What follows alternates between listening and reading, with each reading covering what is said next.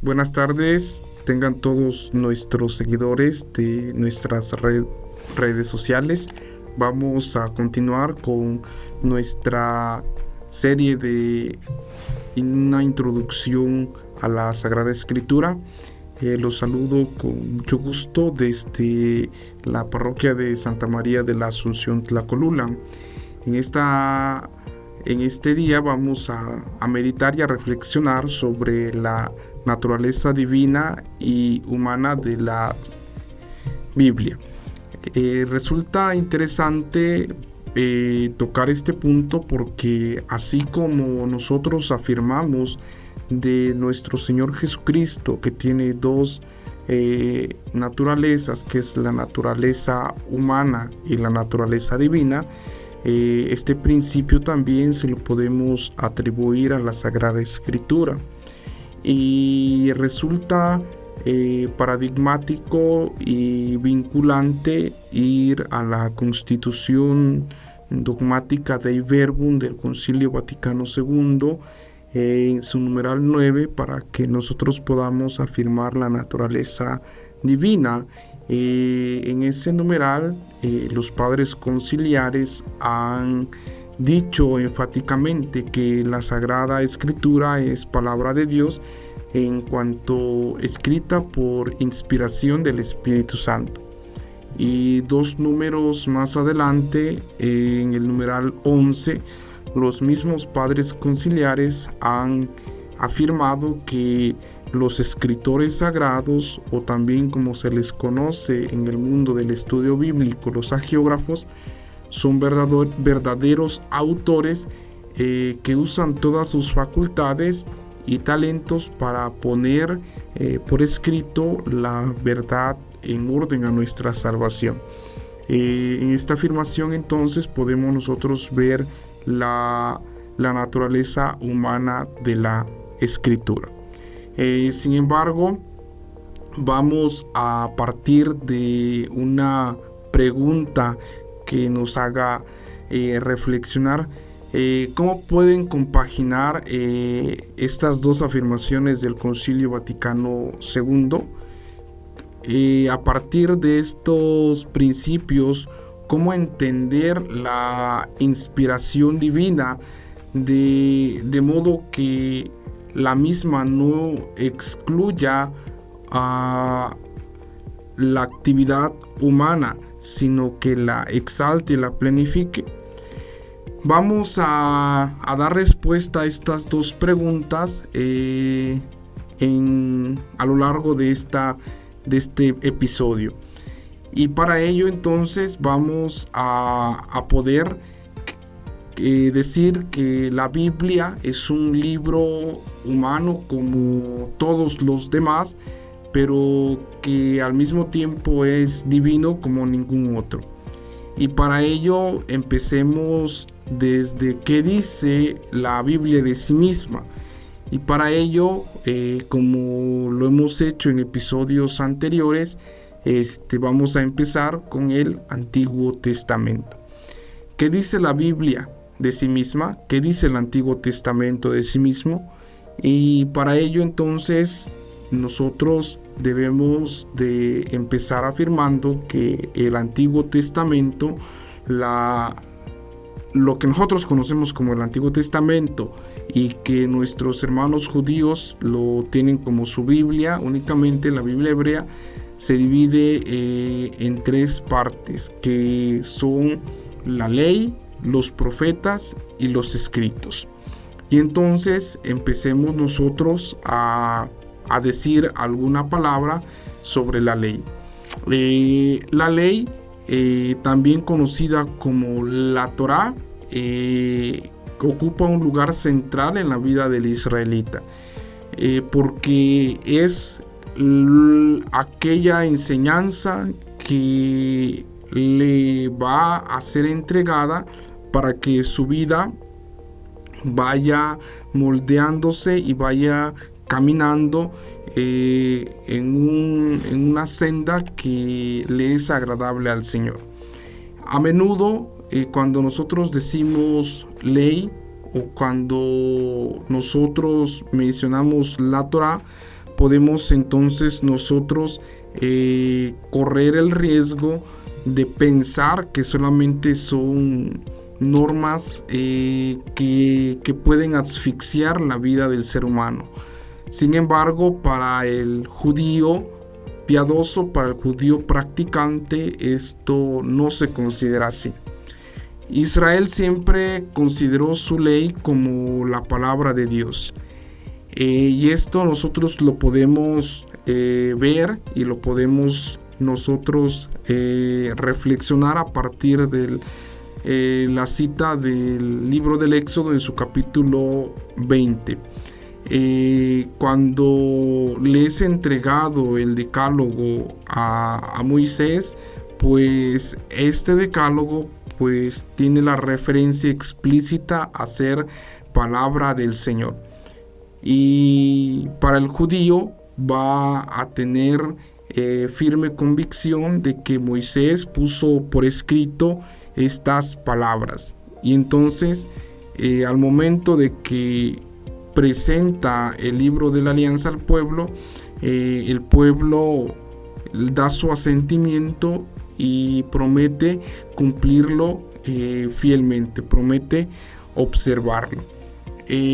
También nosotros debemos ver que un testimonio bastante vibrante de la fe de Israel en la Torá, pues lo encontramos en el Salmo 119. Este Salmo 119 es el más largo del Salterio y va a pertenecer al periodo posexílico, es decir, al periodo en el que la Biblia hebrea, los escritos del pueblo de Israel van tomando forma. Y es interesante ver que este salmo va a contener 8 versos que van a comenzar con las letras del alefato, es decir, del alfabeto hebreo, que son 22 letras. Y cada uno de estos versos va a tener 8 sinónimos para describir la ley. Y estos sinónimos son el testimonio, el precepto, la voluntad, el mandamiento, la promesa, la palabra, el juicio, la vía o el camino. Es interesante señalar esto porque aquí el salmista tiene frente a sí el libro de la Torá, pero no como algo impersonal, sino como el diálogo que Dios mismo entabla con el hombre, con el salmista. Y entonces Dios mismo le habla, Dios mismo es quien le revela en la Torá. Y entonces podemos decir aquí que para el autor del Salmo 119, la ley escrita es la palabra de Dios.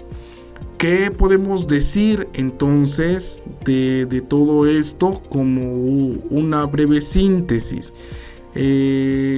Nosotros podemos afirmar que la ley entonces no solamente son un cúmulo de mandamientos que hacen o que pudiesen hacer la vida del ser humano muy meticulosa, sino que la Torá para el pueblo de Israel es todo un programa de vida que les da identidad y los ayuda a conformarse como comunidad, pero sobre todo los ayuda a potencializar sus capacidades para que la comunidad pueda tener forma y pueda entonces entablarse una vida al interior.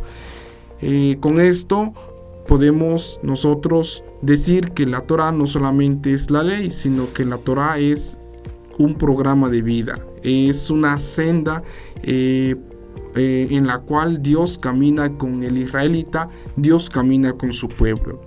Posteriormente vienen los profetas, y entonces nosotros podemos decir quién es un profeta o cuáles son las características de un profeta.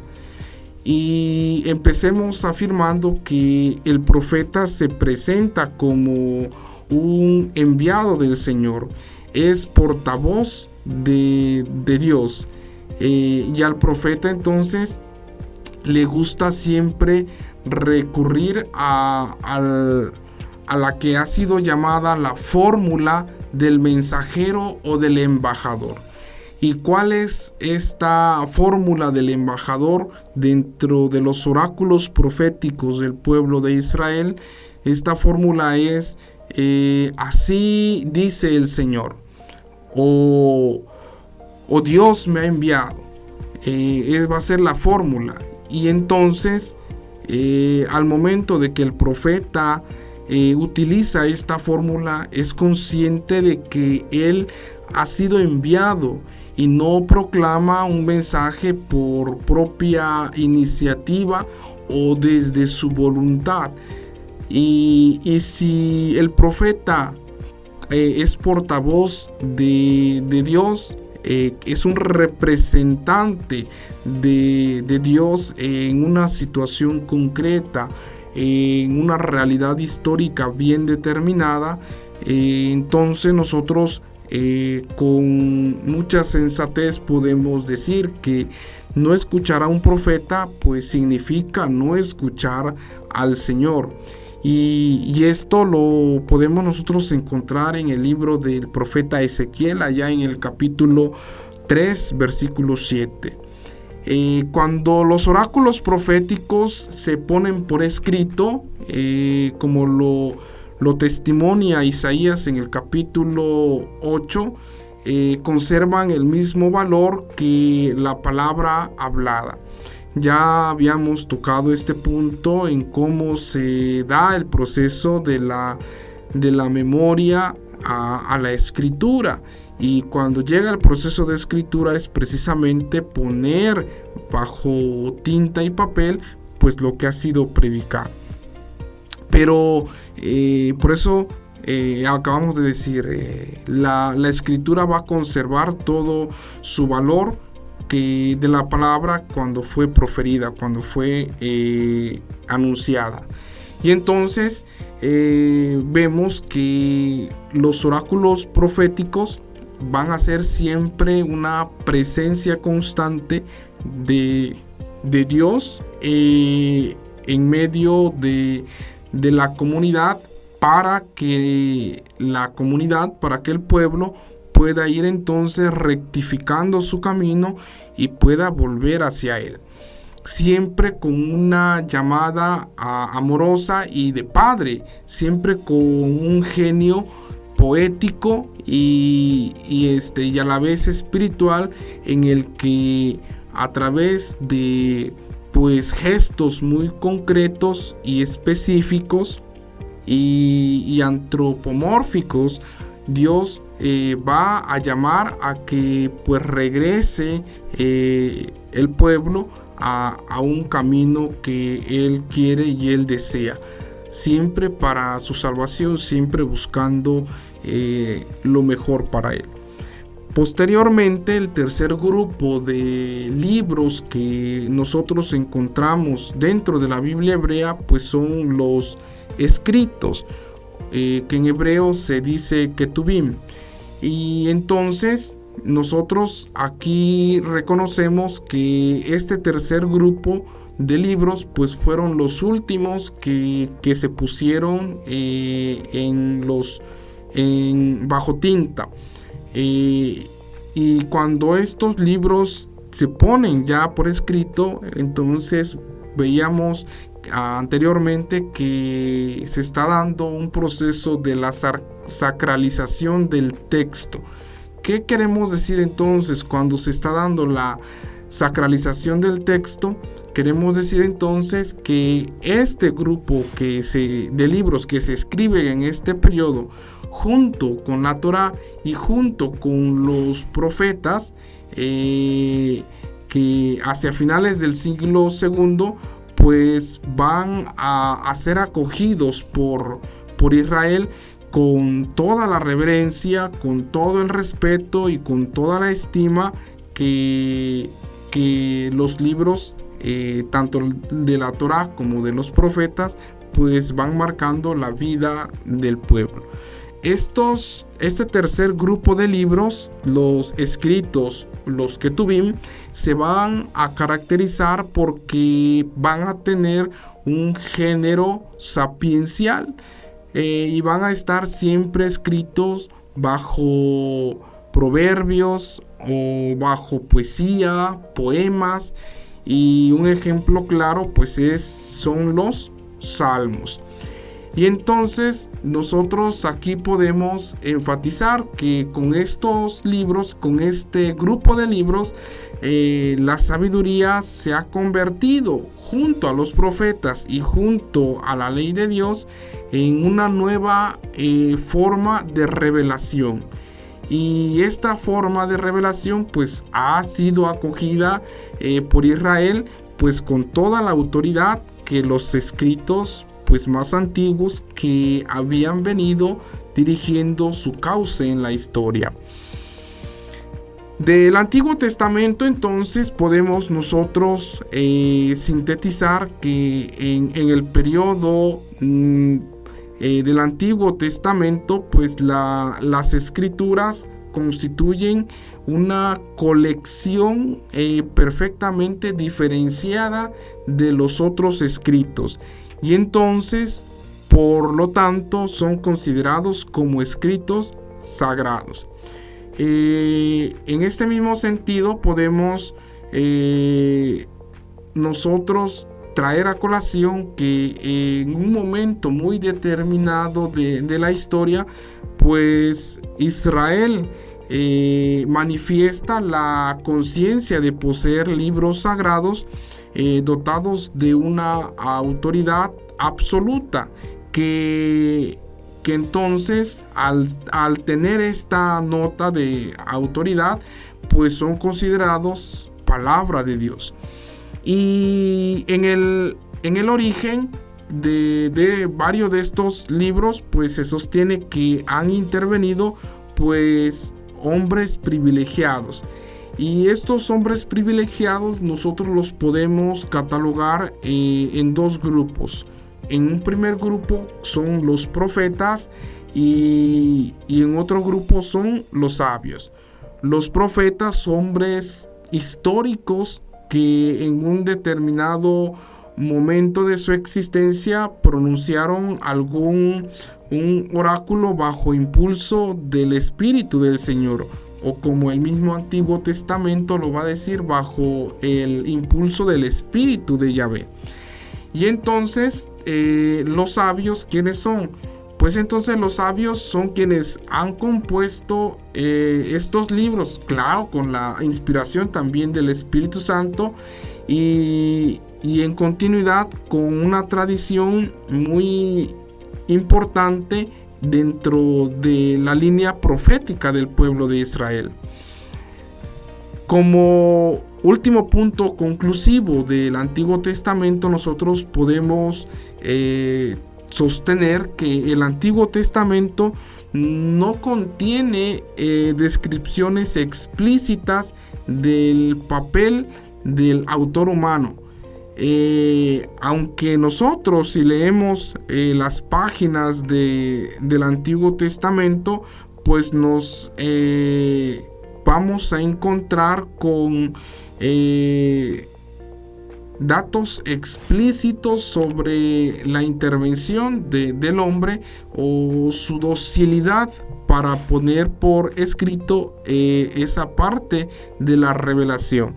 En este sentido nos ilustran dos citas bíblicas muy importantes. La primera, el segundo libro de los Macabeos, en su capítulo 15, y el prefacio o el inicio del libro del Siráside o eclesiástico. Entonces, una vez que tenemos ya claridad en esta parte del Antiguo Testamento, conviene dirigir la mirada ahora al Nuevo Testamento. Y entonces, en el Nuevo Testamento nosotros, o al momento de llegar al Nuevo Testamento, nosotros necesitamos plantearnos una pregunta. Al saber que Jesús es el protagonista del Nuevo Testamento y que sus apóstoles también forman parte de esta obra protagónica, surge entonces el interrogante: ¿cómo entendieron o cómo se expresaron Jesús y sus apóstoles sobre el origen y la autoridad de los libros del Antiguo Testamento, de la Biblia hebrea? Y entonces nosotros vamos a decir que Jesús y sus apóstoles, en primer lugar, reconocen la divinidad de estos textos, reconocen la normatividad de todas estas letras dentro de la vida del pueblo al cual ellos pertenecen. Y esta divinidad la van a expresar siempre bajo la expresión está escrito o fue dicho, esto dice la Escritura. Con estas paráfrasis, con estos axiomas, siempre Jesús y sus apóstoles van a mostrar continuidad en los escritos sagrados. Y entonces nosotros vamos a ver que también ellos van a reconocer la humanidad de la Escritura. ¿Qué quiere decir entonces que Jesús y sus apóstoles reconocen la humanidad? Pues entonces van ellos a ser conscientes de que en el proceso de su composición han intervenido pues activamente los seres humanos, hombres concretos. Y entonces vamos a ver que, por ejemplo, en el Evangelio de Marcos, en el capítulo 12, versículo 36 y siguientes, pues Jesús afirma, ¿no?, que las palabras del Salmo que cita en ese momento, pues fueron dichas por David, pero no porque David quisiera, sino porque el Espíritu fue quien le suscitó en ese momento la gracia para poder exclamarla. Y entonces vamos a tener que esta parte del reconocimiento de la divinidad y de la humanidad de las Escrituras, tanto de Jesús como de sus apóstoles, representa entonces un punto de continuidad y a la vez un punto de perfección de lo antiguo. Vemos entonces aquí cumplidas esas palabras de Jesús: no he venido a abolir la ley, sino a darle plenitud. Y con esta parte entonces vemos que el Nuevo Testamento se constituye como la plenitud de la revelación. En este sentido podemos afirmar que el cristianismo entonces no es una religión de libro, sino que el cristianismo, como forma de vida que nos dejó Jesús para consolidarnos como hermanos, es precisamente la religión de la palabra de Dios. ¿Y por qué de la palabra de Dios? Porque la palabra de Dios, el Verbo, se encarnó, tomó la naturaleza humana y habitó entre nosotros.